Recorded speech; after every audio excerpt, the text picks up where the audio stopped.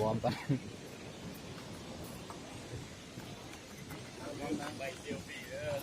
โอ้ย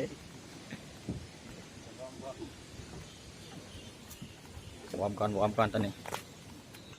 อีกบ้านนึง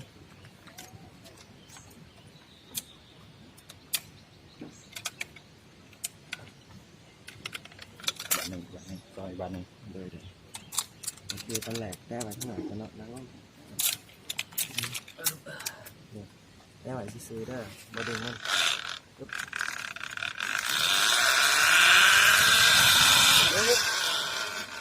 เลยบวกหอด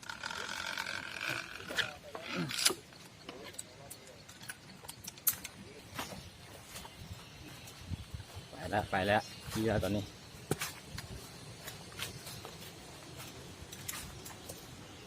ครั้งเดียวในชีวิตต้องลอง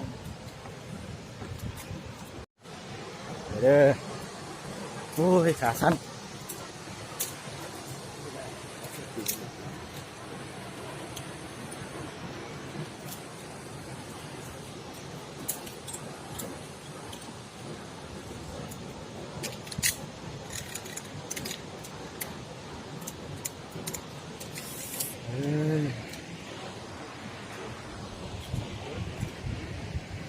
แป้งกับพี่กับพี่ต้องไปตัวรถจับแล้วพ้นไปเดี๋ยวจะไปตามกันแล้วก็เลื่อนไป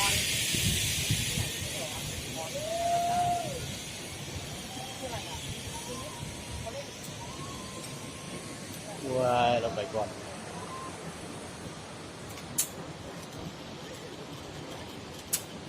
ไอ้พยายามใหญ่มือถือกับสายสลิงนะไอ้แก้ไว้คือคอยคือเวลาเพิ่นบอกให้ดูไอ้จะคอยถ้ายังบ่เห็นสัญญาณมันยังบ่ทันเด็กเนาะโอ้ตายบุรีแล้วเป็นปันไดรถสิบเอ็ดแล้วเราสิหูน้ำหนักตัวไอ้ไปเรื่องของสันไปน้ำกันไหมว่าเสียวแล้วได้บัดนี้ได้น้องจับบัดนี้ให้จับบัดนี้ไอ้ทำมันลอกเองมันจะสิบห้ามันจะเสียวแต่เป็นหอยเป็นหอยเลยหันซับข้างหน้าไว้ก่อนนั่งลงนักตัวหามจองมันเด้อไป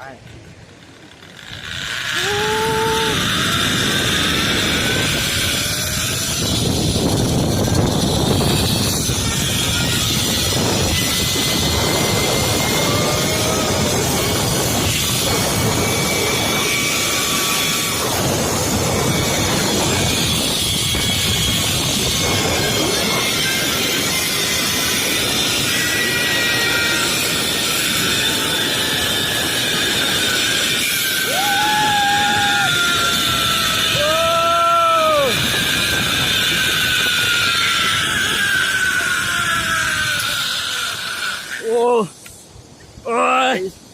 สิโอ้มาไวขนาดเนาะจ้าวิเสียวขาสั้นเดี๋ยวเสียวขนาด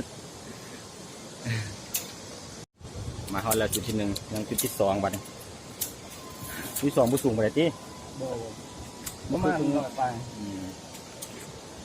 สวยยังขาสั้นอยู่โอ้ขาดีเว้ย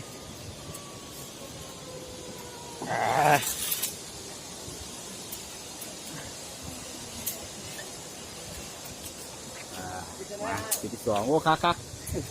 มามันย่านได้ตวนเขาลงกันแหละบัดลงไม้ลีมันกับบุปผานใดกับบุสั้นปานใดต้องหักขาสั้นอยู่ที่แหละชายจะกินขนาดใจตัวเองเดี๋ยวในชีวิตบุกี้จะบุหูด้วยแมนมาล่องกับบุกมันเสียวได้ตอนชิลงกันแหละมันเสียวนะบัดมาเพราะมันจะโอเคเราไปแล้วก็บัดนี้เอาใส่น้ำตกก็ได้ไอ้มาอยู่ฝั่งนี้เนาะฝั่งนี้ว่ะบัดนี้น้ำตกอยู่ฝั่งนี้ว่ะ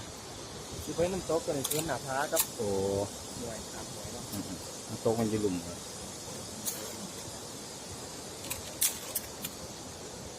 ไปวันที่สองแล้ว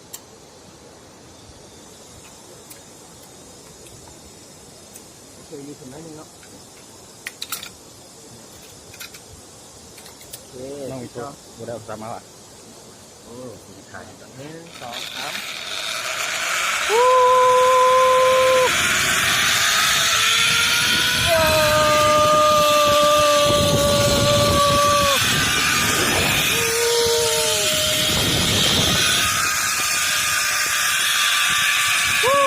ชุดที่สองเขาแล้ว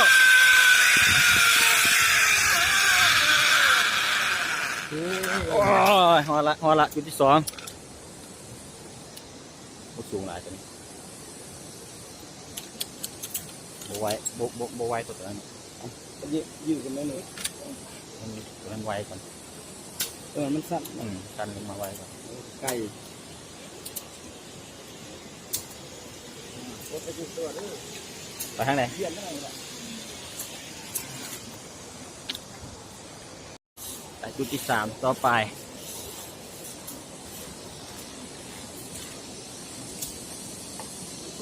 ขึ้นเทิงเอาไปนี่ นี่แหละ ลงทางนั้น ว่ามันเนี่ยก็จะก่อนโอเคครับโอเค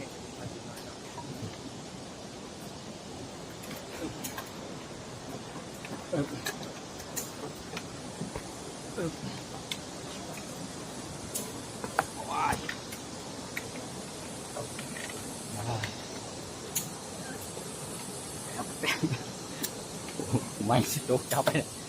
จับไปเนี่ย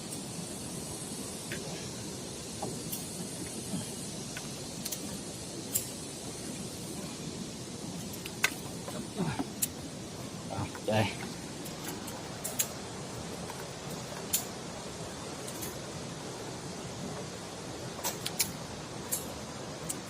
ก่อนเลยครับน้ำตกที่ภาคไหน อันนี้มันอยู่ห้องตก ผมเห็นเนาะ นั่นแหละฉันก็ถ่ายเห็นว่ามันไกล เอาไปแล้วเป็นที่สาม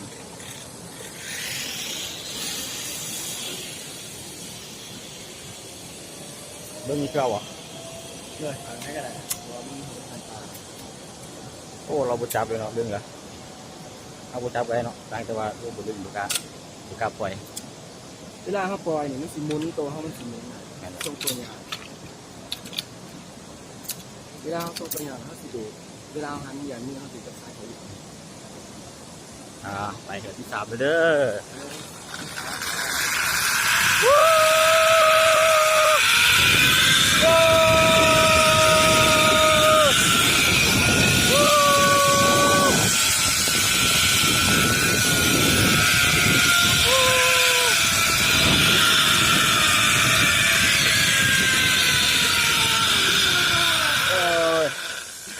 หมดแล้วที่สามโอ้ตัวนี้เด็กนั่นเลย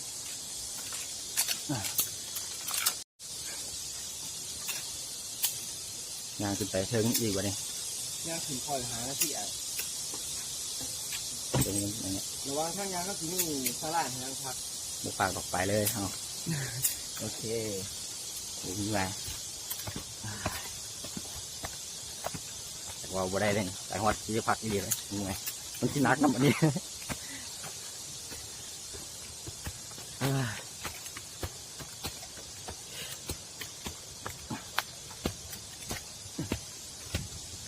โอกาสมาแล้ว มาลองเลยเนาะ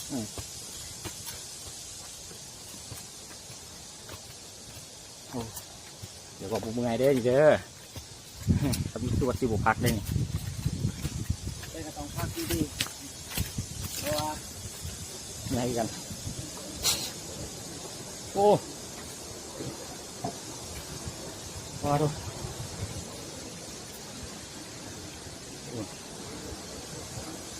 เดี๋ยวพักอีกหน่อยหนึงก่อน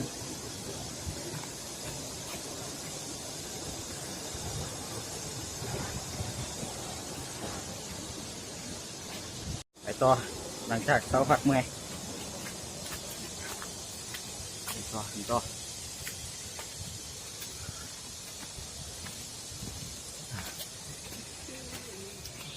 แต่ละมือคนมาหลายไปไหนขี่แต่ละมือ ก็10 กว่าคนมือร้ายกับ30 40ตัวนี้ โอ้วันเสาร์ที่เป็นที่หลายเนาะ แ เลย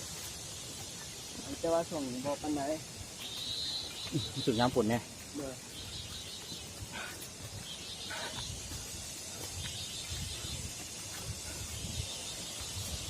จนเป็นพวกเป็นเจ็ดเสียร้าย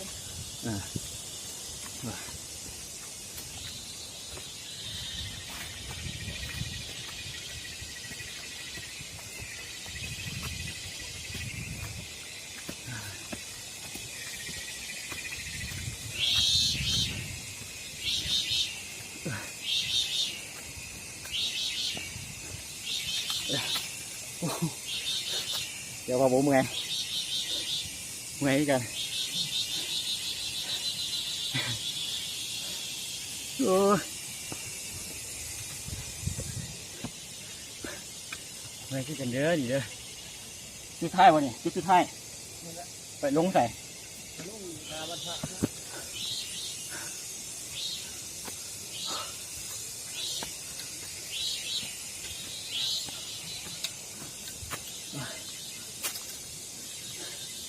ขาลอย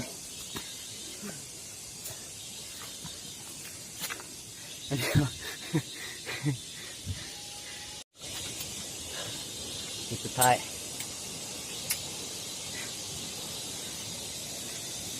กาแฟก่อนตุ้ใช่พวกคุณยิงมาหรอพวกยิงที่คุณยังหรอเนาะ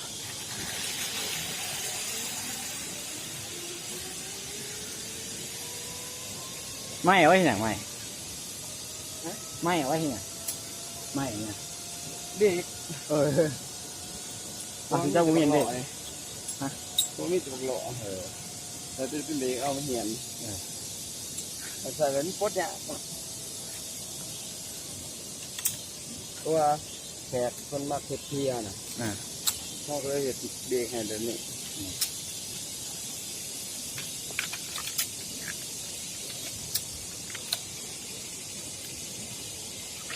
โอเค ไปอีสานไปแล้วอีสานเด้อ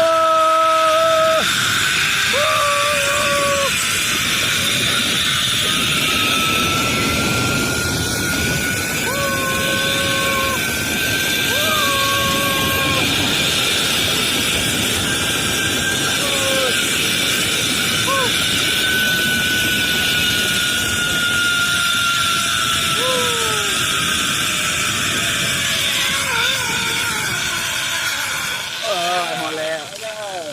หมดหมดเอาเอาได้ขอบใจ ภารกิจเนาะ หมดแล้ววันนี้พักชุดครั้งหนึ่งในชีวิตตัดฟัน เอาอยู่คุณให้บ่ลองบ่หูเนาะ มาเด้อมีความท้าทายดี